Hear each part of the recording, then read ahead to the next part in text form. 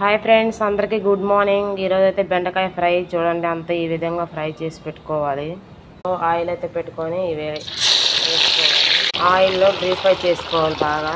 ఈ విధంగా అయితే ఫ్రై చేసుకోవాలి. అంతా ఫ్రై అయితే అయిపోయింది. వేపడం ఇదిగో పూర్తిగా వేపేసుకున్నా. కేజీన్నర ఆయిల్ పోస్తే హాఫ్ కేజీ అయిపోయింది. 1 కేజీ ఆయిల్ ఉంది. పోపు దినుసులు, ఎండుమిర్చి వేసుకోవాలి. ఆయిల్ పెట్టుకొని కొన్ని ఉల్లిపాయలు అయితే బాగా ఫ్రై చేయాలి.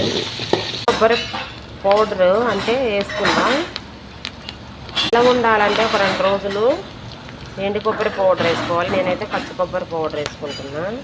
బాగా ఫ్రై అవ్వాలి. కొంచెం పసుపు, పచ్చి వాసన పోయింది, అన్నీ వేసుకొని ఫ్రై చేసుకుందాం. సాల్ట్, కొబ్బరి కారం, అలాగా కొత్తిమీర,